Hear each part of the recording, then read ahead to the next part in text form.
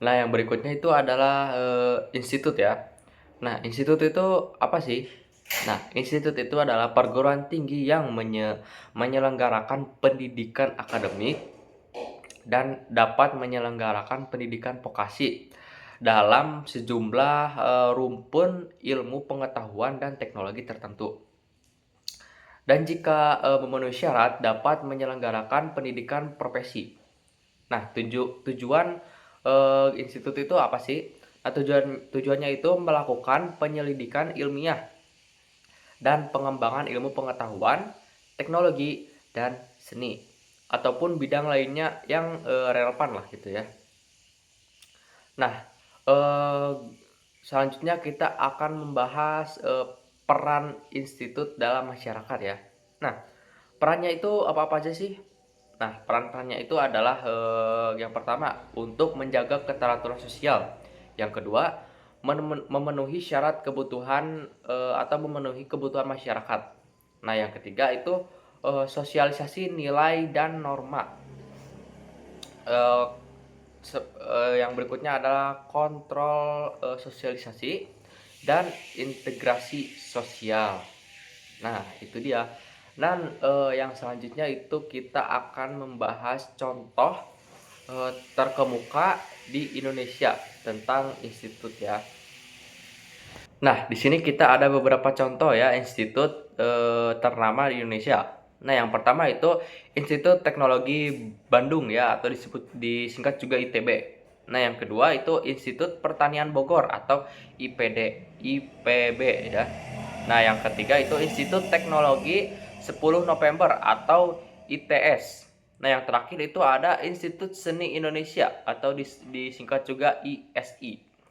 Nah, setelah contoh kita akan membahas durasi pendidikan di Indonesia itu berapa lama sih? Nah, durasinya itu kalau program diplomat D3 atau D4 itu sekitar 3 sampai 4 tahun ya.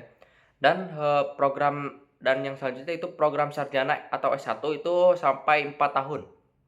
Nah, yang selanjutnya adalah program magister S2 ya, itu sekitar 2 tahun dan program dokter S3 itu 3 sampai 4 tahun ya, cukup lama ya, seperti program sarjana S1 juga ya. Nah, kita selanjutnya akan membahas cara masuk institut jalur seleksi ya, ini jalur seleksi.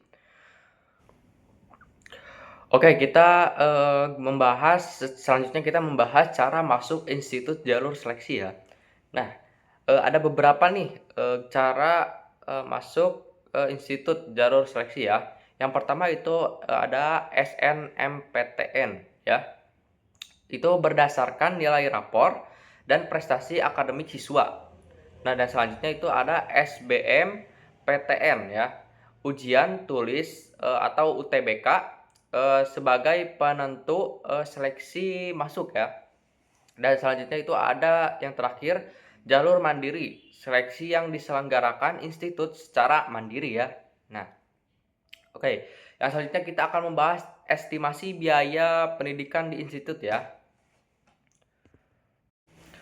Oke, itu selanjutnya kita akan membahas estimasi biaya pendidikan di institut ya.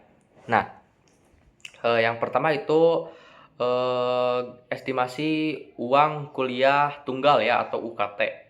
Nah, UKT ini bervariasi ya sesuai program studi dan kemampuan ekonomi keluarga ya. Contohnya itu UKT mulai dari 500.000 sampai dengan 6 juta per semester ya.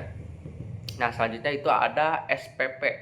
Nah, besarnya biaya kuliah SPP ya biasanya ditentukan atau ditetapkan sendiri oleh pihak universitas ya. Umumnya itu besaran SPP itu eh, berkisaran antara 1 sampai 7 jutaan gitu ya. Dan yang terakhir itu biaya kuliah semester. Nah, biaya kuliah semester biaya wisuda ya atau dibayarkan setelah menyelesaikan semua perkuliahan dan dinyatakan lulus. Jika ditotalkan berkisaran antara 1 sampai 4 jutaan ya. Dan yang, selanjutnya kita akan membahas fasilitas dan program unggulan, institut ya.